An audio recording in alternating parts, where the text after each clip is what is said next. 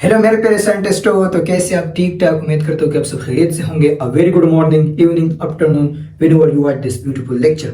आज के लेक्चर में क्लास 9 केमिस्ट्री स्टार्ट करेंगे। मुकम्मल आसान है, कुछ भी इसमें नहीं है, सब कुछ इजी है। जब तक मैं आपके साथ हूँ केमिस्ट्री में कुछ भी प्रॉब्लम नहीं है। तो देखो, मुकम्मल बेसिक से स्टार्ट लेते हैं, अलिफ से स्टार्ट लेते हैं। सपोज आपको अलिफ भी नहीं आता, मैं आपको अलिफ भी सिखाऊंगा, ठीक है, और इसको एक एडवांस लेवल पर खत्म करूंगा।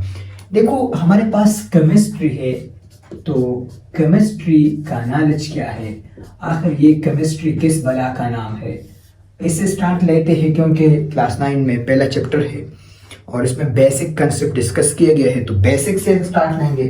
तो केमिस्ट्री से स्टार्ट लेते हैं, अलिफ से स्टार्ट लेते हैं। चलो, आपको केमिस्ट्री भी नहीं आता, मैं आपको केमिस्ट्री सिखाता हूँ। तो देखो, अगर आपसे कोई क्वेश्चन करे कि केमिस्ट्री क्या है, तो आप इनको बताए कि हमारे पास देखो मैटर है। आप उनको बताए कि हमारे पास मैटर है। मैटर तो आप जानते हो। वो कहेगा कि मैटर क्या होता है, तो आप उनको बताओ कि मैटर हमारे पास हर वो चीज है। मैटर हमारे पास क्या है?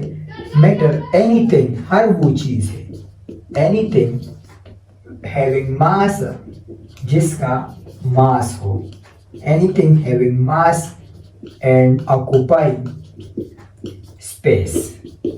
ऑक्युपाई स्पेस का दूसरा मतलब ये है कि जिसका वॉल्यूम हो। एनीथिंग हैविंग मास, जिसका मास हो एक, और दूसरा ऑक्युपाई स्पेस या जिसका वॉल्यूम हो।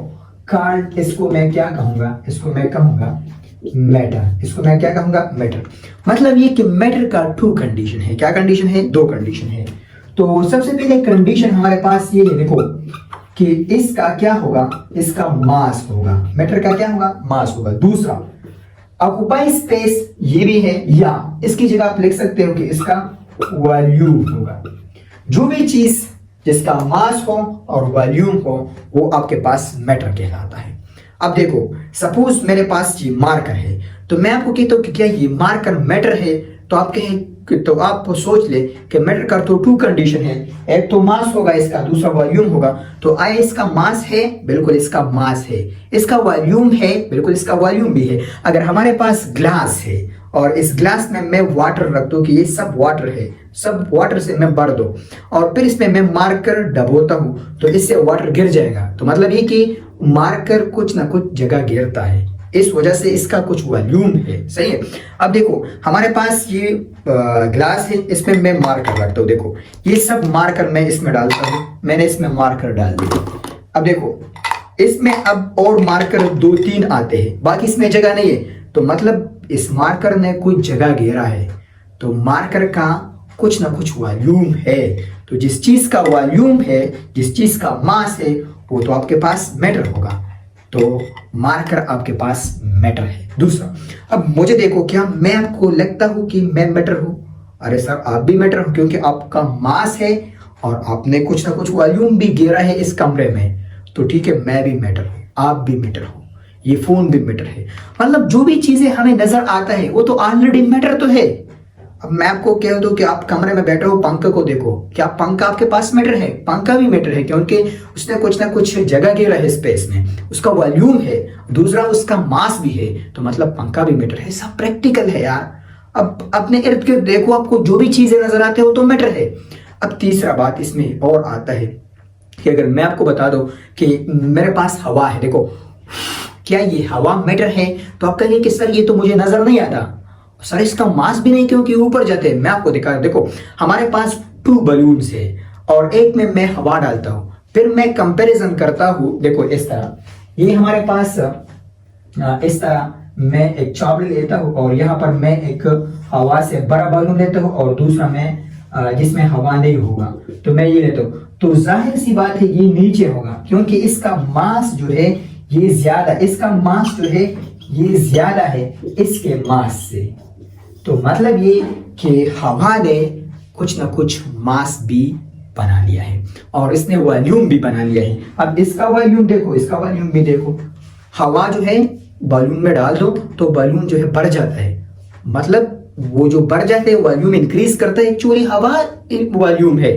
तो हवा का भी वॉल्यूम है, हवा का भी मास है, तो हवा का मास भी है, वॉल्यूम भी है, तो हवा भी आपके पास मैटर है।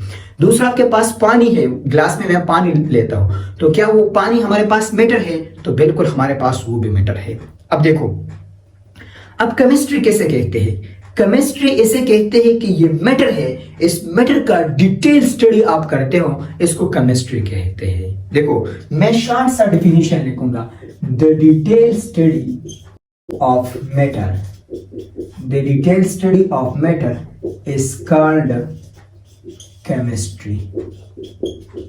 मैटर का डिटेल स्टडी करना केमिस्ट्री कहलाता है। अब यहां पर आपकी तरह लेजेंड स्टूडेंट का क्वेश्चन अराइज होता है कि सर आपने डिटेल स्टडी लिखा, इस डिटेल स्टडी का मुझे समझ नहीं आया, इस डिटेल स्टडी का मतलब क्या है? तो प्यारे बच्चों मैं समझा रहा हूं ना, मैं हूं ना, डिटेल स्टडी का क्या मतलब है अपने पास देखो। देखो डिटेल स्टडी में मैटर का स्टडी तो आता है, लेकिन कौन सा स्टडी आता है? मैटर का वो स्टडी जिसमें हम मैटर का कंपोजिशन स्टडी करते हैं। क्या स्टडी करते हैं? कंपोजिशन स्टडी करते हैं।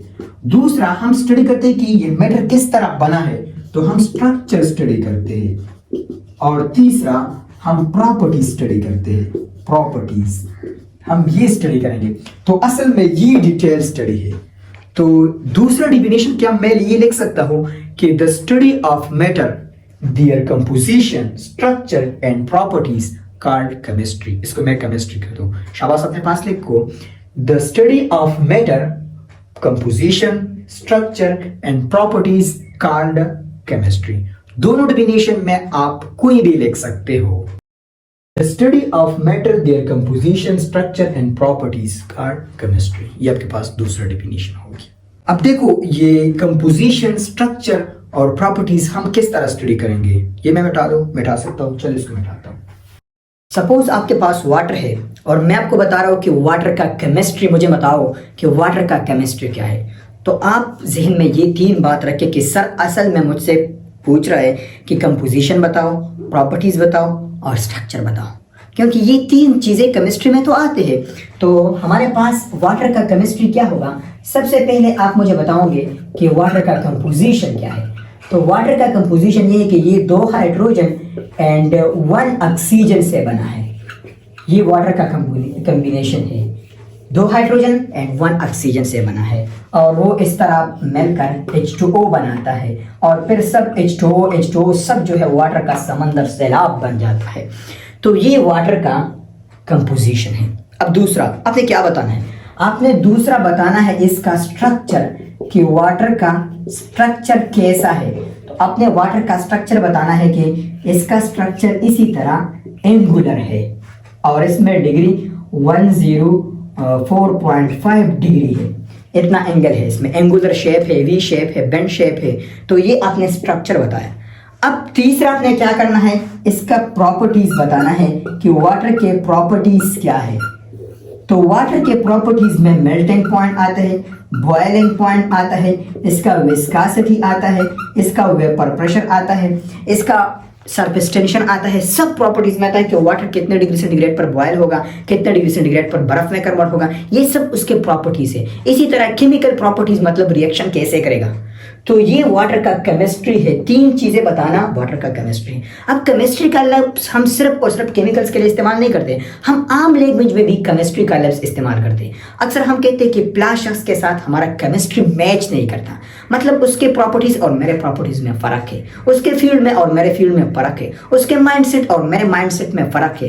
तो इसके लिए हम इस्तेमाल करते हैं कि मेरा केमिस्ट्री उसके साथ मैच नहीं करता।